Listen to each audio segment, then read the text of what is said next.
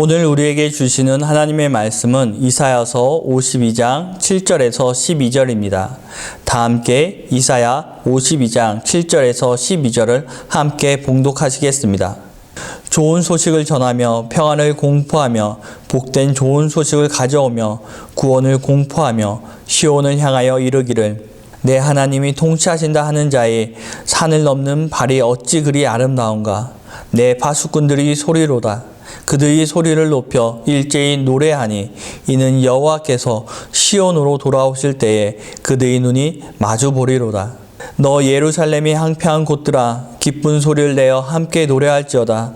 이는 여호와께서 그의 백성을 위로하셨고 예루살렘을 구속하셨음이라. 여호와께서 열방의 목전에서 그의 거룩한 팔을 나타내셨으므로 땅끝까지도 모두 우리 하나님이 구원을 보았도다. 너희는 떠날지어다 거기서 나오고 부정한 것을 만지지 말지어다. 그 가운데서 나올지어다. 여호와의 기구를 매는 자들이여 스스로 정결하게 할지어다. 여호와께서 너희 앞에서 행하시며 이스라엘 하나님 너희 뒤에서 호위하시리니 너희가 한급히 나오지 아니하며 도망하듯 다니지 아니하리라. 아멘. 오늘은 대림절 두 번째 주로 평화의 주를 맞이하게 됩니다. 그래서 평화를 가져오는 왕이라는 제목으로 말씀을 나누려고 합니다. 예수님께서 이 땅에 오셨는데 평화가 과연 왔는가 라고 우리가 질문을 던진다면 평화가 왔다고 쉽게 답을 못할 것입니다. 예수님이 이 땅에 오신 지 2000년이란 시간이 흘렀지만 세상은 언제나 계속해서 싸우고 있고 또 그 싸움으로 인하여 수많은 사람들이 고통을 받고 있습니다. 왜 평화의 왕이 이 땅에 오셨는데도 이 땅에는 평화가 이루어지지 않았을까요? 이 세상은 사람의 관점으로 봤을 때 예수님이 오셨다고 평화가 이루어지진 않았습니다. 평화를 이루기 위해서 평화가 무엇인지 제대로 알아야 합니다. 그렇지 않으면 평화를 위장한 혼란 속에서 계속해서 머무르게 될 것입니다. 평화는 과연 어떤 모습일까요? 전쟁과 폭력이 없다고 사람들이 배불리 먹는다고 과연 평화가 왔을까요? 태평성대의 시대가 과연 평화의 시대일까요? 평화는 정의의 결과로 오는 것입니다. 정의가 이루어졌을 때 오는 것이 바로 평화입니다. 잠시 폭력과 착취가 멈춰졌다고 결코 평화가 이루어진 것은 아닙니다. 정의가 완전히 이루어지지 않는 한 평화는 결코 오지 않습니다. 평화가 오기 위해서는 그래서 반드시 정의가 이루어져야만 합니다. 평화의 왕이라 불리는 예수님이 2000년 전에 이 땅에 오셨는데 왜 이 땅에 평화가 오지 않았는가? 그 이유는 예수 그리스도가 이루는 정의가 이루어지지 않은 곳에는 결코 평화가 오지 못하기 때문입니다. 반면에 예수 그리스도를 믿고 따르는 사람들에게는 구원의 정의가 이루어져서 어떤 환경 속에서도 참 평화를 누리게 됩니다. 예수님께서는 평화를 가져오시기 위해서 이 땅에 오셔서 인간의 죄를 값없이 그 죄를 용서해 주셨습니다. 인간을 구원하시면서 정의를 이루셨습니다. 예수 그리스도가 구원의 정의를 이루시면서 이 땅에는 평화가 오게 된 것입니다. 그 결과 예수님을 믿는 사람은 구원을 받고 참 평화를 누리게 되었습니다. 평화는 환경과 상황에 상관없이 구원의 정의가 이루어진 사람에게 그리고 그곳에 나타나는 것입니다. 우리가 사는 이 세상은 다니엘서에서 예언대로 시대에 따라 세계를 지배하는 제국이 계속해서 바뀌었습니다.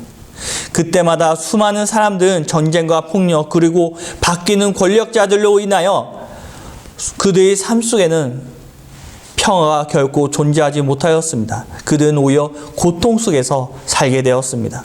사람이 다스리는 그 어떤 나라도 평화는 가져오지 못했습니다.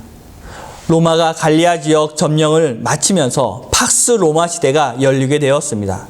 팍스 로마 시대는 평화의 로마 시대를 말하고 있습니다. 이 시대가 이전의 로마 시대와 다른 것은 더 이상 땅을 얻으려고 로마가 전복 전쟁을 하지 않는 것이었습니다. 로마에는 이제 유례없는 태평성대의 시대가 열렸습니다.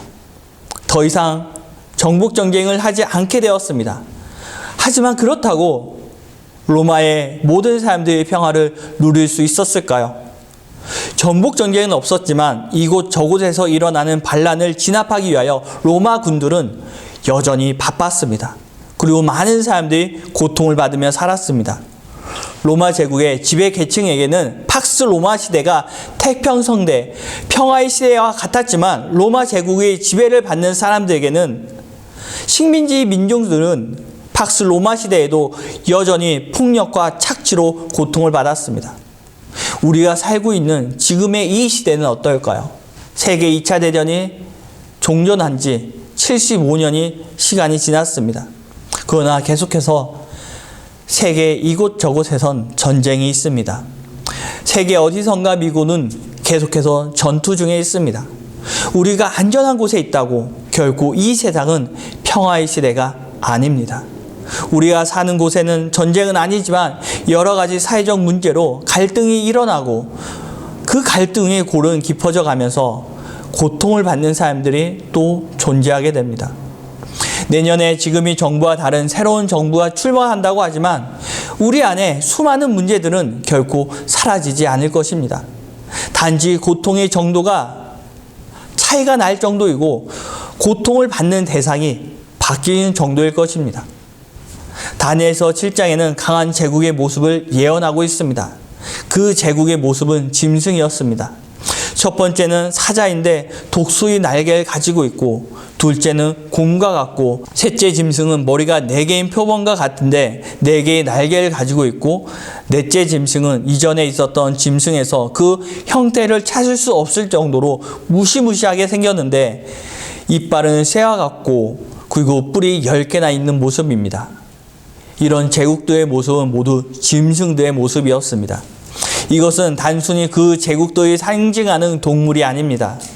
짐승의 모습은 제국의 형태를 말해주고 있는 것입니다.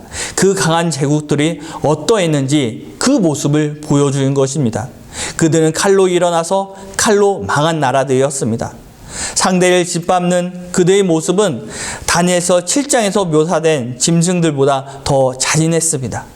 그렇기 때문에 그들은 영원할 수 없었습니다.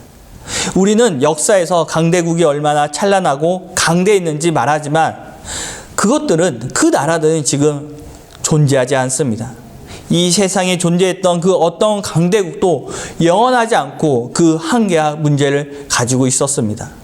그들의 문화는 찬란했고 군사적으로 강했지만 결국에는 다른 신흥 세력들이 등장하면서 역사 속으로 사라졌습니다. 세상은 어떤 나라도 영원하지 않습니다. 이사야서가 말하는 것은 역사적 배경에서 열강들의 위협이 극심하던 시기에 사는 사람들에게 하나님의 능력보다 짐승의 모습을 한 나라들과 연합하여 그들을 의지하는 것에 대하여 경고를 하면서 오직 하나님만을 의지할 것을 말하고 있습니다. 이사야서의 배경은 기원전 740년에서 680년까지 배경을 가지고 있습니다. 오랜 시간을 배경으로 하고 있습니다. 이 기간 남유다 우시야 왕 말년에서 요담 왕, 아하스 왕, 히스기야 왕까지 치세의 기간입니다. 이 기간에 아수르는 강대국으로 성장하였고 동방 지역을 점령하며 서방 지역까지 그 세력을 펼치면서 이스라엘과 남유다를 비롯한 지중해 연안의 약소국들을 모두 점령하였습니다. 북이스라엘은 아수르에 의해서 멸망하였고 북이스라엘 멸망시킨 아수르도 바벨론에 의해서 멸망당하고 남유다도 바벨론에 의해서 멸망당하게 되었습니다. 유대인들은 바벨론의 포로민으로 절망 가운데 탄식하게 되었습니다. 유대인들은 바벨론의 강변 곳곳에서 앉아서 시온을 생각하면서 슬피 울었습니다. 바벨론의 침략과 예루살렘의 초토화, 그리고 반세기가 넘는 이스라엘의 바벨론 포로 생활, 그것은 그들에게 절망적이며 죽음과 같은 것이었습니다. 그때의 이스라엘 상황은 찬양을 할 만큼 편안한 처지가 아니었습니다. 그런데 오늘 본문 52장은 구원의 주이신 여호와 하나님을 나타내심을 기뻐하며 찬양을 하고 있습니다. 52장은 승리하여 돌아오는 왕보다 전령이 발빠르게 산 위를 달려와 구원의 소식, 즉 기쁜 소식을 전하는 장면처럼 말하고 있습니다. 이 전령이 전하는 기쁜 소식은 구체적으로 평화와 구원이며 여호와께서 왕으로 통치하신다는 것입니다. 7절 같이 보겠습니다. 좋은 소식을 전하며 평화를 공포하며 복된 소식을 가져오며 구원을 공포하며 시온을 향하여 이르길 내 하나님이 통치하신다 하는 자의 산을 넘는 발이 어찌 그리 아름다운가. 이 기쁜 소식, 즉 복음은 평화와 구원이란 오직 여호와 하나님이 통치권이 수립될 때에만 이루어진다는 것입니다. 이 말은 구원과 평화는 오직 여호와 하나님께 속한 것이며 인간의 구원과 참 평화는 전적으로 절대 주권자이신 여호와 하나님께 달려있다는 것입니다. 그 다음 장면은 파수꾼들이 찬양하는 모습입니다. 파수꾼들이 기뻐하며 소리를 높여 찬양을 합니다. 8절 보겠습니다. 내 파수꾼의 소리로다. 그들이 소리를 높여 일제히 노래하니 이는 여호와께서 시온으로 돌아오실 때 그들의 눈에 마주 보리로다. 파수꾼들의 찬양은 여호와 하나님께서 승리하여 돌아오신 왕이 되셔서 시온으로 돌아오시는 그 황홀한 하나님의 모습을 마주 보게 되었다. 감격하며 찬양하고 있습니다. 이는 한마디로 여호와 하나님의 승리에 대한 찬양입니다. 마지막 장면은 산선이 부서져 폐허가 된 예루살렘의 자녀들이 모두 하나로 모여 한 목소리로 합창하는 모습입니다. 9절과 10절 보겠습니다. 너 예루살렘이 황폐한 곳들아 기쁜 소리를 내어 함께 노래할지어다. 이는 여호와께서 그의 백성을 위로하셨고 예루살렘을 구속하셨음이라. 여호와께서 열방의 목전에서 그의 거룩한 팔을 나타내셨으므로 땅끝까지도 모두 우리의 하나님의 구원을 보았도다. 이 합창의 내용은 모두 이방 나라들이 보는 앞에서 여호와의 능력을 나타내셨기 때문에 그들이 여호와의 구원을 보았다는 것입니다. 그 구원의 내용은 하나님께서 당신의 백성을 위로하시고 예루살렘을 속량하셨으므로 그리고 하나님이 거룩한 팔을 나타내셨다는 이 세 가지입니다. 52장은 하나님께서 이스라엘을 구원하시는 모습과 하나님께서 통치하신다는 것을 찬양하고 있습니다. 하나님께서 통치하심으로 사람들이 소리 높여 찬양을 하게 되는 것입니다. 정의를 이루시고 참 평화를 가져오신 분은 오직 하나님뿐입니다. 이사야서 52장은 그 하나님이 다스리는 나라를 말하며 그 소식을 전하며 기뻐 찬양하고 있습니다. 하나님이 이 세상에 구원을 주시어 정의를 이루셨다 외치면서 하나님이 통치하신다 말하며 우리에게 참 평화가 왔다고 공포하고 있습니다. 예수님은 영접하고 믿었을 때 우리는 참 평화를 누리게 됩니다. 그 평화는 하늘에서 내려오는 것입니다. 죄의 올무에서 자유케 되면서 죄의 값으로 인한 사망의 근심에서 벗어나면서 참 평화를 얻게 됩니다. 이 세상의 일시적인 근심에서 벗어나 하늘에 있는 영광을 생각하며 우리 안의 고통의 무게는 예수님 안에서 바뀌게 됩니다. 가볍게 됩니다. 그리고 그 고통을 이기게 되고 더 값지고 귀한 것을 소망하게 됩니다. 하나님께서 통치하신 나라에 거하면 하나님의 말씀대로 살면서 우리는 괴롭히던 이 땅의 문제에서 자유함을 얻게 되는 것입니다. 그래서 예수 그리스도가 평화를 가져오시는 왕이십니다. 이 땅에 참 평화를 가져오시는 분은 오직 예수 그리스도 한 분 외에 없습니다. 그 예수님이 다스리는 나라에 살기 위해서 11절에서 지금 이 자리에서 떠나라 말하고 부정한 것을 만지지 말고 스스로 정결하라고 말씀하고 있습니다. 우상을 좋아하던 이방인들의 습성에서 벗어나 자신들을 성결케 보존하라는 것입니다. 그 하나님께서 우리를 지키셔서 우리가 한급히 도망치듯 다니지 않게 된다고 말씀하고 있습니다. 사도 바울은 성도들에게 세상으로부터 나와 그 모든 영향력부터 단절될 것을 명령할 때 이 구절을 사용하고 있습니다. 고린도후서 6장 17절에서는 그러므로 너희는 그들 중에서 나와서 따로 있고 부정한 것을 만지지 말라. 내가 너희를 영접하여. 사도 요한도 그리스도인들이 큰 성 바벨론으로부터 자신을 분리하여 그 죄의 동참자가 되지 않아야 될 것을 명령하고 있습니다. 그때 이 구절을 사용하고 있습니다. 예수님께서는 구원의 정의를 이루시면서 평화를 가져오셨습니다. 이제 우리가 할 일은 그 정의에 참여하는 것입니다. 참여하는 방법은 이스라엘이 바벨론 포로에서 귀환했듯이 악의 자리에서 떠나는 것, 그리고 부정한 것을 만지지 말며 성결하며 거룩성을 가지는 것입니다. 그때 하나님께서는 우리 모든 것을 지켜주십니다. 죄에서 떠나 성결하면 우리 안에 정의의 결과로 평화를 누리게 됩니다.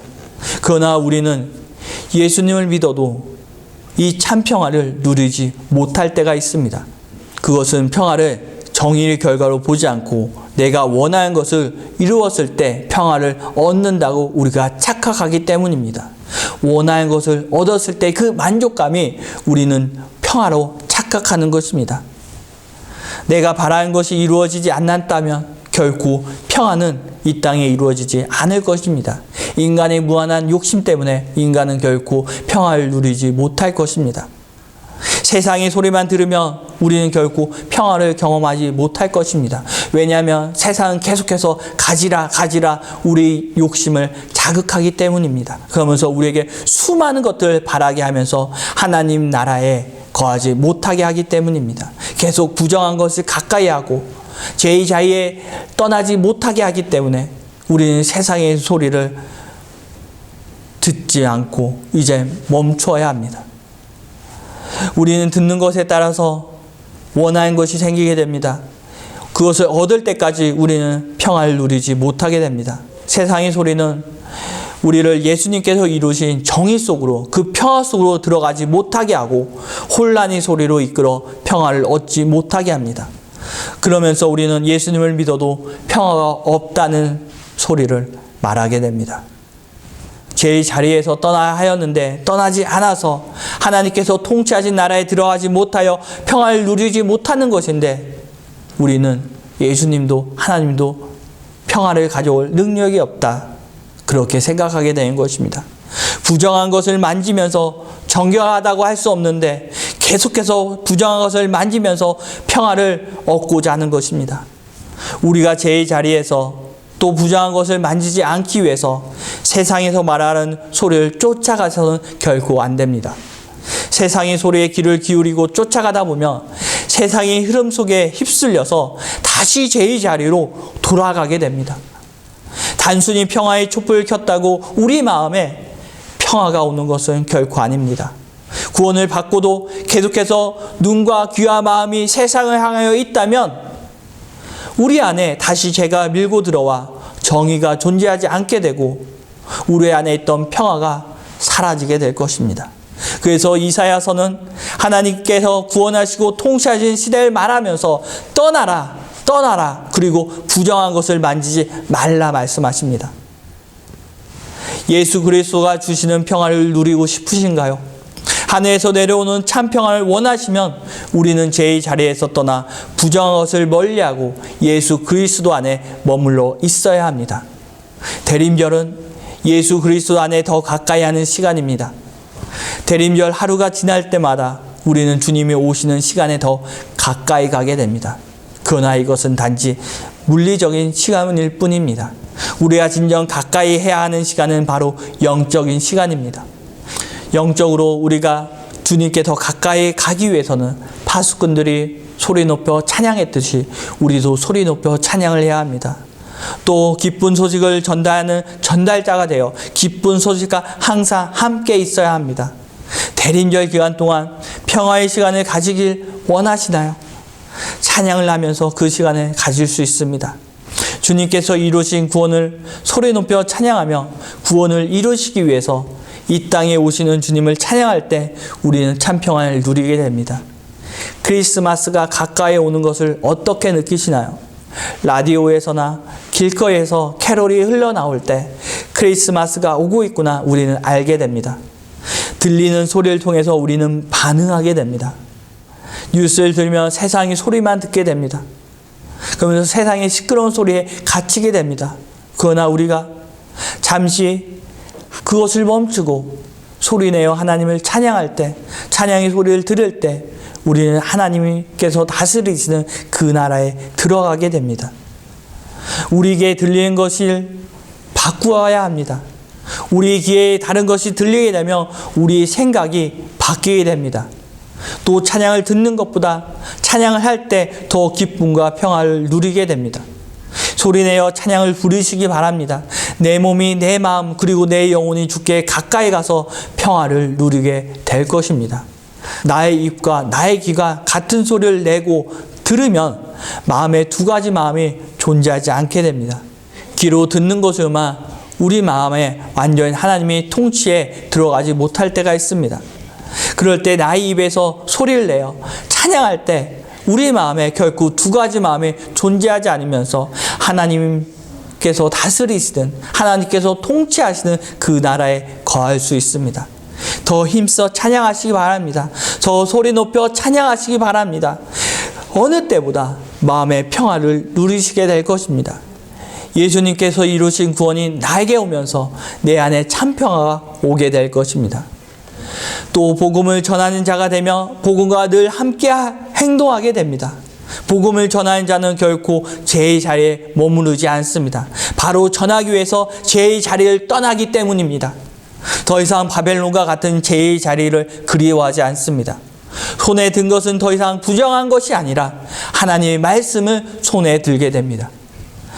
정결한 자가 되어 하나님의 말씀을 가까이 하면서 그 말씀으로 평화를 누리게 되는 것입니다. 아마 성탄절에 새벽송을 돌던 기억을 가지고 계신 분들이 있을 것입니다. 또 새벽송을 도는 분들을 맞이하신 기억을 가지고 계실 것입니다. 추운 겨울에 교회 성도들이 집을 돌면서 찬양했던 추억은 아름답다고 말하기 부족할 정도로 평화로운 기억이었습니다. 예수 그리스도께서 탄생하실 때 천사들이 하늘의 영광, 땅에는 평화, 노래하는 모습을 재현하는 일이었습니다. 날이 춥지만 길을 가다 미끄러져서 넘어지는 일이 있어도 성도님들 집 앞에 도착하여 고요한 밤, 거룩한 밤 부를 때 비교할 수 없는 평화를 누렸던 기억이 있습니다. 삶의 형태가 바뀌어 지금은 아쉽게 못하지만 예수님이 오셔서 이 땅에 이루신 평화를 그 어느 때보다 더 느낄 수 있었습니다. 찬양을 하고 또 복음을 들고 다니는 발걸음에서 평화를 누릴 수 있습니다. 가만히 앉아서 계시지 말고 복음을 들고 움직이시기 바랍니다. 코로나 팬데믹으로 집 안에 머물러 있어야 하지만 우리는 전화나 인터넷으로 이곳저곳 다닐 수 있습니다. 전화나 인터넷을 통하여 서로에게 성탄 찬송을 불러주면서 이전과 다르지만 우리는 새벽송을 할 수 있습니다. 이것은 제 자리에서 떠나 복음을 들고 소리 높여 찬양하면서 하나님께서 통치하는 그 나라에 들어가는 일입니다. 정의가 이루어진 나라에 들어가 우리가 평화를 누릴 수 있는 것입니다. 소리 높여 찬양하시기 바랍니다. 복음을 들고 다니시기 바랍니다. 평화는 환경에 의해서 이루어지는 것이 결코 아닙니다. 평화는 정의 결과로 나타나는 것입니다. 예수 그리스도 구원의 정의는 이루어졌습니다. 예수 그리스도는 이 땅에 평화를 가져오셨습니다. 예수 그리스도를 믿는 사람에게는 그래서 평화가 찾아오게 됩니다. 이사야서 52장은 힘든 상황 가운데에서도 평화를 공포할 수 있었던 이유는 여호와 하나님께서 구원하시는 그 기쁜 소식을 전하기 때문입니다. 그 기쁜 소식은 열방의 모든 사람들이 구원을 볼 수 있게 되었습니다. 상황과 환경으로 평화를 누리는 것이 아니라 하나님이 구원의 은혜로 평화를 얻게 되는 것입니다. 우리를 죄에서 구원하시며 정의를 세우셨습니다. 예수 그리스도께서는 우리를 죄에서 구원하시면서 정의를 세우시며 평화를 우리에게 주셨습니다. 이 평화로 우리는 소리내어 찬양을 하게 됩니다. 소리내어 찬양할 때 기쁜 소식을 전하는 발걸음이 될 때 우리는 제 자리에서 바벨론에 머물러 있지 않고 그 자리를 떠나 부정한 것을 가까이 하지 않고 멀리하면서 더 성결하게 되면서 하나님의 나라로 들어가게 되는 것입니다. 그때 우리는 하나님께서 통치하신 하나님 나라에 머물면서 영원한 평안을 누리게 될 것입니다. 대린절 기간 동안 찬양을 더욱더 부르시면서 주님이 오신 소식을 전하시면서 평화를 누리시길 바랍니다.